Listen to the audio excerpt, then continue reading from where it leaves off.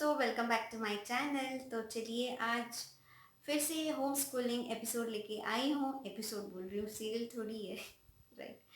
तो home schooling के बारे में एक वीडियो और आपके लिए। तो अभी भी लग रहा है क्या है, कहाँ से स्टार्ट करना है, बच्चों को कैसे पढ़ाना है। तो वेरी सिंपल सा वीडियो, एक दो लाइन में फिनिश कर दूंगी। कैसे स्टार्ट करना है, धीरे धीरे से स्टार्ट कीजिएगा, ज़्यादा प्रेशर मत डालिएगा बच्चों के लिए, क्योंकि बच्चों को कुछ भी नई चीज़ें अडेप्ट कर लेने में टाइम लेता है। बच्चों को ज़बरदस्ती करेंगे तो बिल्कुल भी करेंगे तो नहीं, फ़ायदा तो नहीं होने वाला है। तो बिल्कुल प्रेशर मत डालिएगा बच्चों को, ज़रा सा टाइम दीजिएगा, आराम से धीरे से स्टार्ट कीजिएगा। ऐसा नहीं कि 2 साल से ही शुरुआत कर देना है आपको पढ़ाई कराना, ऐसा कुछ भी नहीं होता है। 2.5 नियरली टू 3 ईयर्स आप ज़रा सा नहीं पढ़ाना है, पढ़ना है, ऐसा कुछ बोल सकते। शुरुआत में स्टार्ट कैसा करना है, स्टार्ट करेंगे बच्चे का कोई भी फेवरेट राइम्स हो या गाना हो। गाना ज़्यादातर छोटे छोटे बच्चों को बहुत ही अच्छा लगता है। मेरी बेटी का फ़िलहाल फेवरेट चल रहा है मुकाबला। उसके बाद गाती है बाबा ब्लैक शिप, और उसके बाद उसको पसंद आता है मछली की जैसी मछली जल की रानी है, जीवन उसका पानी है। तो मैं इसी तरह से शुरुआत करती हूँ उसे पढ़ाने के लिए। तो शी इज़ ऑलमोस्ट लाइक 2.3। तो इस तरह से उसे बिठाना पड़ता है। तो धीरे धीरे से खेलते खेलते आके बैठ जाती है, ज़रा देर स्क्रिबलिंग करती है। स्क्रिबलिंग ही सही, स्क्रिबलिंग ही उनका स्टार्टिंग लिखने का होता है। तो ऐसा मत सोचिए क्या स्क्रिबल करती है क्या पढ़ाई होता है। यस, बच्चे शुरुआत करते ही हैं स्क्रिबलिंग से ही, क्योंकि उसको ग्रिप आना चाहिए। आपको सिखाने भी ज़रूरत नहीं, खुद सीख लेंगे। स्क्रिबल करते करते उनको ग्रिप आ जाता है। फिर भी अगर आप ये आदत रोज़ डालेंगे स्क्रिबलिंग के साथ, आप धीरे धीरे से curve lines, slanting lines, sleeping lines भी ट्रेस कराना सिखाएंगे ना, उसके बाद से लिखना पढ़ना तब से स्टार्ट होता है। राइट। तो इस तरह से गाने से, कोई भी उनके फेवरेट गाने से शुरुआत कीजिएगा। मैं नहीं बोल रही हूँ कि आपको बॉलीवुड हॉलीवुड गाना गाना है। Just to impress them, just to give a interest in them, to create that interest in them to sit and read, study, right? तो कोई भी चलता है, ओके, उस टाइम के लिए। तो पहले आप कोई भी उनके फेवरेट गाना या राइम्स के साथ शुरू करेंगे, धीरे से बच्चे को बिठाएंगे। ओके, फर्स्ट एक्टिविटी आप उनको दे सकते हो कलरिंग। 3 साल के बच्चों को कोई भी कलरिंग बुक दे सकते हो। मैंने मेरी बेटी के लिए अलग से एक बुक इस तरह का खरीद लिया था। इस तरह से एक बड़ा कलरिंग बुक है, जिसमें आपको एक एक पेज में एक एक इमेज दिखेगी। इस तरह से एक एक इमेज में आप कर सकते एक एक इमेज में आप कलरिंग करा सकते हो। इस तरह से स्क्रिबल करती है। इसमें 2-3 पेज मेरा बेटा भी कर लेता है, मेरी बेटी भी कर लेते हैं। तो मेरे बेटा भी कर लेता है और मेरी बेटी भी करती है। इसका जो कलरिंग सेशन होता है ना, सबसे पहले इस तरह से कलरिंग कराती हूँ, क्योंकि उनको अट्रैक्टिव होता ही है वो कलरिंग पेंसिल से। कलर्स जो होते हैं ना, ग्रीन येलो, यहाँ पे क्या हो जाता है, उनको कलरिंग सिखाना का सेक्शन हो जाता है। तो कलर करते करते कलर्स भी सीख जाते हैं बच्चे। तो इस तरह से पहले मैं कलरिंग कराती हूँ उसको। एक पेज हार्डली करती है, हार्डली ऐसे ऐसे स्क्रिबल स्क्रिबल करती है। मैंने ज़रा सा रब करके फिर मेरे बेटे के हाथ से करवाई थी। तो दिस इज़ हाउ। तो ये होगा सेकेंड स्टेप। कोई भी उनका इंटरेस्ट आने जैसा चीज़ आप कर सकते हो।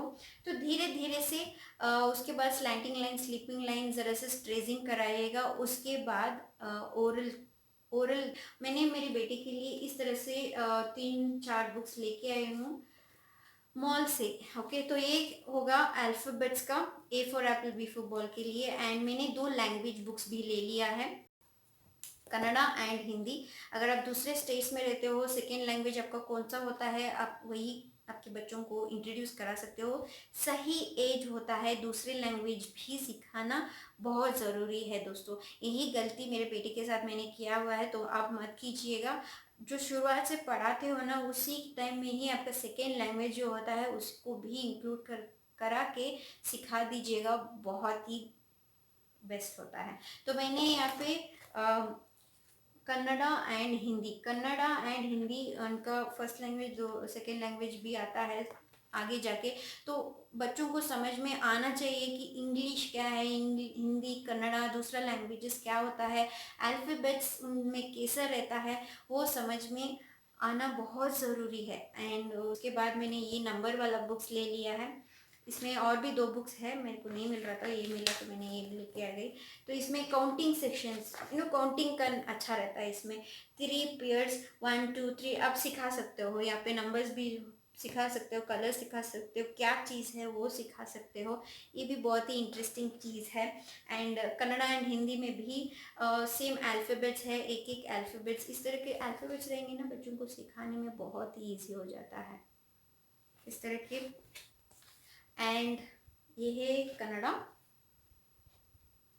और हाँ, छोटा सा सजेशन ये क्या हुआ, मेरे को इस तरह का बुक मिला, अदरवाइज आपको एक एक पेज में एक एक इमेज आता है, और वो भी बहुत काम का चीज़ है। क्योंकि इसमें क्या हो जाता है ना, बच्चे क्या करते हैं, एक चीज़ देखते रहते हैं, एक और इमेज उनका ध्यान जाता रहता है।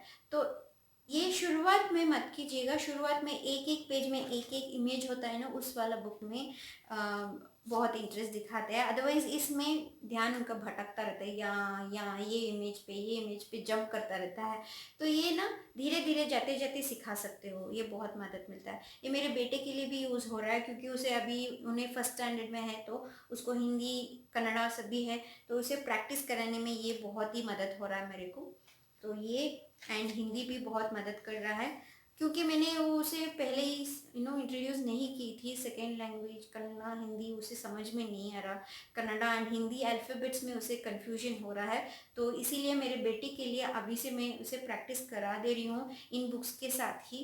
अगर आपको अलग से इस तरह का ना, अलग एक इमेज में, एक पेज में एक वर्ड का एक ही इमेज रहना चाहिए, उस टाइप का अगर आपको बुक मिलता है, बहुत ही बढ़िया, उस तरह का बुक्स ला के रख लीजिएगा, बहुत ही काम का चीज़ है। And this is A for apple, B for ball. मेरी बेटी तो यहाँ तक पढ़ लेती है, अभी एच तक का पढ़ती है।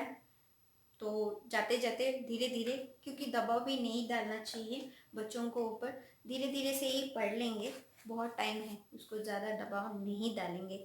अदरवाइज इसके अलावा आप क्या कर सकते हो, उसके बाद आप days in the week, months, months in a year, वो भी सिखा सकते हो। क्लॉक का भी आप धीरे धीरे से सिखा सकते हो। 3 साल के होते हुए, 3 साल होते ही आप इन चीज़ों को इंट्रोड्यूस करा सकते हो। ईयर वो सिखा दीजिएगा।